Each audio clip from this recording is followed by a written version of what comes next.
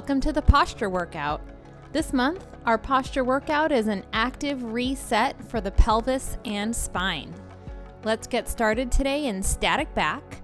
Lie down on the floor and place your legs up over a piece of furniture so that your knees and hips are 90 degrees.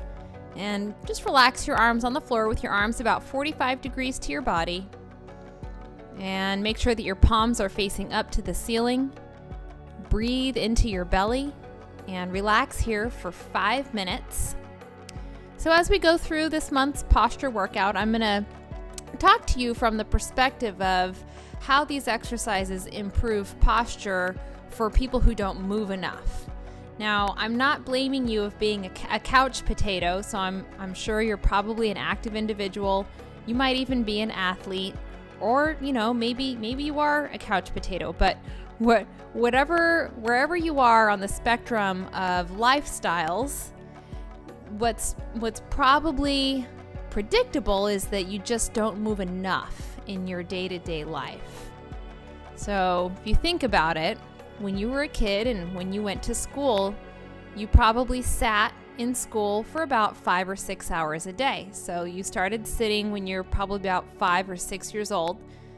And then as you progressed through the grade levels, you sat in school, and then you turned 18, 20, you got a job, probably sitting at a desk, sitting at a computer, and at some point you got your driver's license, started driving a car, or maybe you get from point A to point B riding in the subway. But basically the point is, we don't move enough, and we don't move in order to survive. So our day-to-day life consists of activities that don't require a whole lot of movement of our entire body. And so as a result, today we have our bodies are off balance, and our goal with these posture workouts is to improve posture, to improve balance by reintroducing functions that have been lost over the years from not moving. So as we go through these exercises today, I'm going to explain the intention of each exercise, and I'm going to explain to you how each exercise builds on the previous exercise. So starting off here in static back, we're getting your body out of the seated position. So we're letting the pelvis and the spine return to neutral, specifically the pelvis, and we're derotating the body. So by lying here on the floor, with gravity coming down on you evenly on both sides, we're starting to remove rotation, and we're letting the muscles of the spine relax. And now that we've derotated the body and placed the hips into a neutral position, we're going to get into modified floor block. And this here, folks, is really the bread and butter of this month's posture workout. Modified floor block, we're going to be here for 6 minutes, and you're going to want to find either a couple of yoga blocks like the ones that I have here, or you can use books, or my favorite hack for this exercise is to actually use a couple of shoe boxes. And if you have one shoe box that's a little bit smaller than the other, you can just put a book on it. You're simply going to lie here face down with your elbows at 90 degrees and with your feet pigeon-toed. Big toes touching, heels fall apart. So here in modified floor block, we're repositioning the pelvis. So we're tilting the pelvis forward into extension. When we sit, the pelvis actually tilts back into flexion. So we're undoing the seated position here. So not only are we repositioning the pelvis, but we're actually reintroducing the S-curve to the spine. So if you look at a picture out of an anatomy textbook, the spine is supposed to be shaped like the letter S. When we spend a lot of time sitting and when we don't move enough in our day-to-day lives, the spine loses its S curve and starts to look more like a letter C in most cases. So here we're reintroducing that S curve, and we're also bringing the shoulders back into their correct position. So when you are in this position here in modified floor block, you should be breathing. Let your chest relax down into the floor. Let your belly relax. And let your hips relax too. And one of the things that we want to have happen here, so through the 6 minutes that you spend here in modified floor block, a lot of changes are happening, okay? So first and foremost, the butt muscles are relaxing, the glutes are relaxing. That's why you have your feet pigeon-toed, with your toes together, heels apart. Try to just let your heels flop out. Glute muscles are going to relax, and the spinal erector muscles, the muscles that run alongside your spine, are also going to relax and release. So it's really important that you breathe into your belly, breathe down into your belly and into your low back. And with every breath, try to feel your chest and your belly and your hips relaxing and settling into the floor. Be sure to keep your forehead face down onto the floor, so don't turn your head side to side. And if your nose gets smushed, that's a problem that I have, and a lot of my clients have the same problem. If your nose starts to get squished in the floor, try putting a washcloth under your forehead. Try putting something about 1 inch high. Just give your forehead a little bit of space so that your nose doesn't get smushed, so that you can be comfortable here and really relax. But don't make it too high. Really, we want to keep the neck in a nice neutral position with the head pointed just straight down to the floor. And this exercise is literally repositioning the pelvis and spine. So you might feel a little bit of tension in your low back. You might feel some discomfort or maybe some tension in your shoulders. Listen to your body, okay? You don't have to stay here for the full 6 minutes.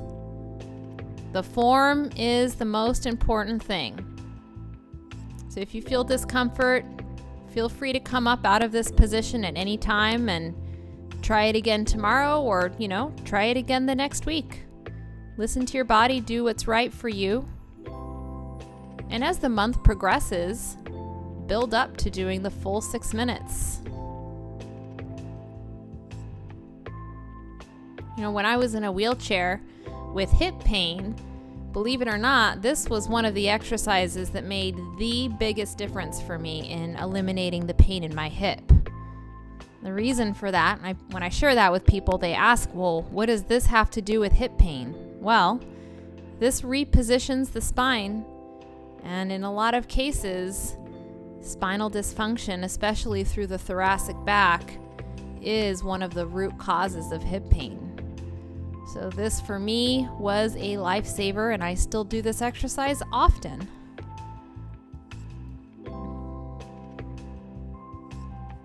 You're doing a great job here. Keep breathing. Just let your body relax into this position.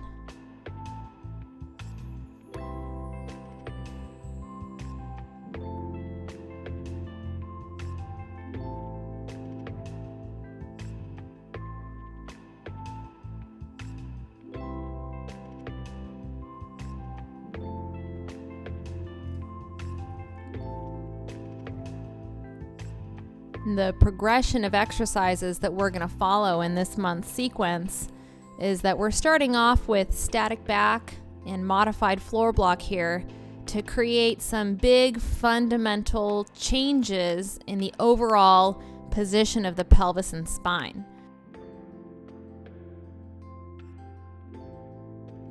Now that we've repositioned the pelvis and spine, we're going to get into some hookline knee pillow squeezes. And we are going to start to, as we say in Agascu, we're going to start to strengthen from the inside out.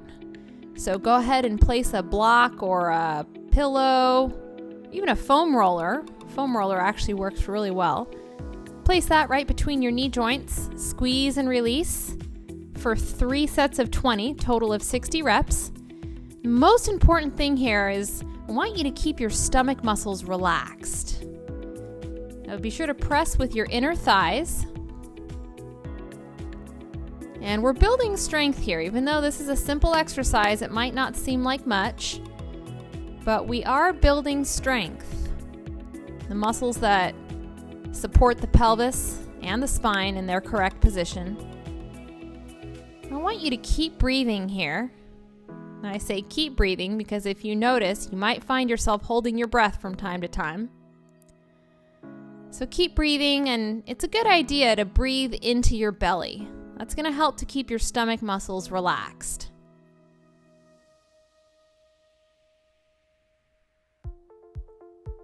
So your tempo should be about a 1 second press in with a 1 second hold and a 1 second release.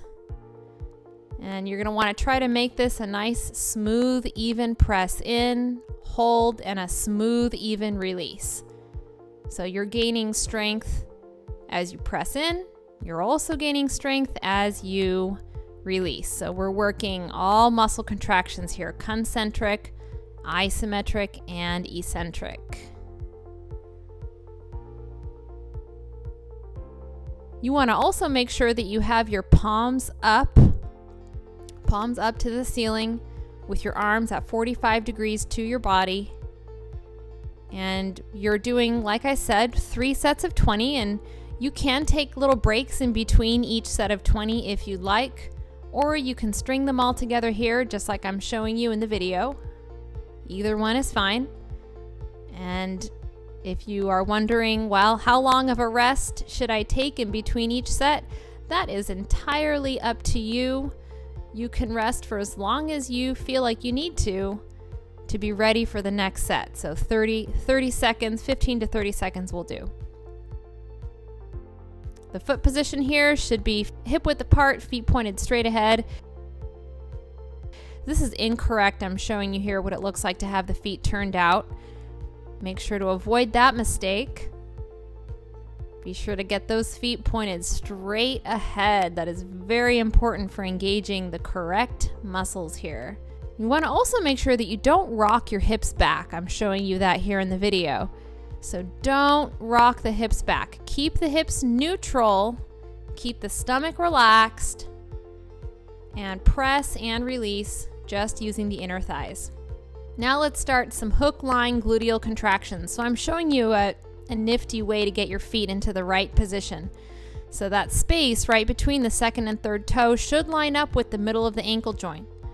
So your feet will actually look a little bit pigeon-toed. That's how you know that your feet are in the right spot. So go ahead and lie back here. This is what we call the hook-lying position because it looks like a hook from the side.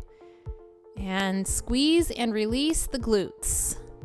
Squeeze and release the butt muscles. We're going to do 3 sets of 20 here. And we're continuing on here with strengthening from the inside out. The glutes are a very important group of muscles to help stabilize and help improve function of the pelvis. So you can put your hands on your butt, just like I'm showing you here. If you're not sure if you're doing them right, put your hands on your butt. And you'll be able to feel if those muscles are contracting or not. Squeeze and release, keeping the stomach muscles relaxed. Now, for some of you, this is going to feel very challenging at the beginning. You might feel like you just can't get those muscles to contract. And if that's the case, that's okay. That's okay. After a few days, this will get a lot easier. Once the glute muscles start to fire, it will get a whole lot easier as you progress. So that's why we keep the same posture workout for an entire month, to give your body a chance to engage the proper muscles, to give you a chance to learn these exercises so that your posture can change and adapt and progress. So I'm showing you here 3 sets of 20. Notice that I'm keeping my stomach relaxed and my hips are pretty still. So a couple of the biggest mistakes that people make here, they rock the hips back and they squeeze the stomach as an attempt to try to get the butt muscles to contract. So that is a big no-no. Be sure to avoid that. And also make sure to avoid actually lifting your hips. So you don't want to bridge either. The hips should just stay down on the floor and just simply squeeze and release the glutes. Now we're going to reset with air bench. You're going to place a 1.5 fist width between the heels. point the feet straight ahead and sit back up against your wall. And traction is really important here. So if you are on a hard floor, put on a pair of shoes for traction, or try putting a yoga mat under your feet. And also if you're on carpet, think about your traction too. Shoes usually does the trick. Press through your ankle joints and press your low back flat against your wall for 1 minute. You should feel this in your thighs. You should feel it in your quad muscles. Be sure to keep your stomach muscles relaxed. Yes, I want you to keep your stomach relaxed even here in air bench.